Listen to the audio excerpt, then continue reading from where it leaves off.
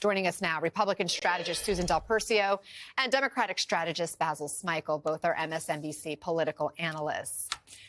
Basil, we've touched on how so many of these initial orders are essentially reversals of President Biden's executive orders, particularly when it comes to diversity, equity, inclusion. And of course, they could be reversed again if a Democratic president takes office. Do you see this DEI backlash as temporary, or do you see it having lasting impact in government and the private sector as well? I do see it as having lasting impact. And some of these orders are reversals of things that Obama had done. So this is far-reaching, both looking back and looking forward.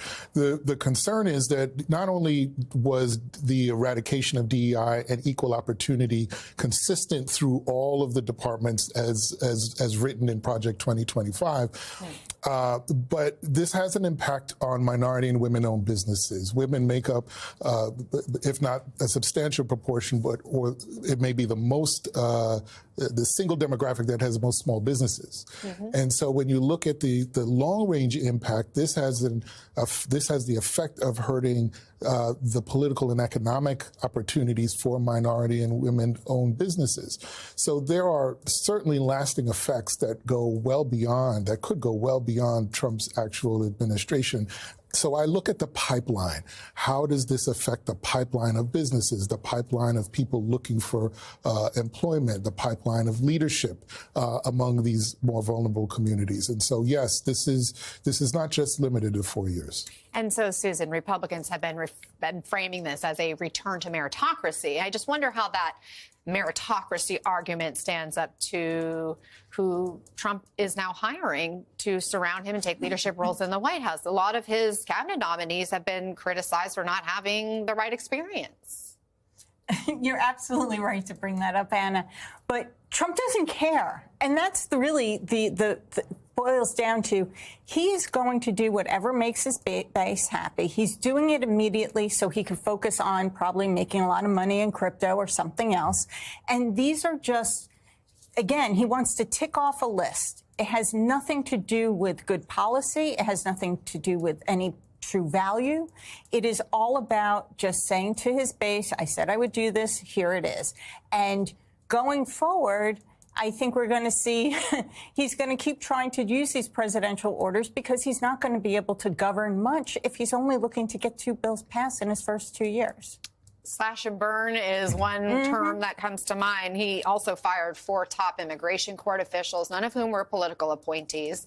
That court system currently faces a huge backlog of more than 3 million cases right now. We also learned he shut down the CPB One app, which is how hundreds of thousands of people who want to apply for asylum were trying to make, court arrangements in order to do it the right way. So is there a plan beyond slash and burn, Susan? I mean, is this going to help solve the immigration problem? It won't. And Trump doesn't care. His solution to fixing the immigration crisis in this country is to simply have mass deportation, to use his words. That's not going to happen, and it wouldn't work even if it did, because it would take decades to implement what he wanted to, and no one has the interest in seeing that done. He's not serious about these issues. We heard a lot of allies of his saying it'll be shock and awe. And that's what he's delivering. And again, as long as he can say he did something, okay, birthright citizenship, it's not going to, it's in the Constitution. It's not going to change. But I guarantee you in his first 100 days, he's going to say something like, I signed the executive order. Doesn't matter if it's not done. It's a fig leaf. No, that's absolutely right. He wants to be able to tell his base that he did this. And for those that just think, well, it's not going to be that big a deal, wait until you start to see ICE officials going into your church or going into your school and removing children and removing families. I mean, there are, to your earlier question, it's not just a pen to paper. These are real impacts on real people, some of whom voted for him, but didn't think that his policies or the stroke of a pen will necessarily affect them.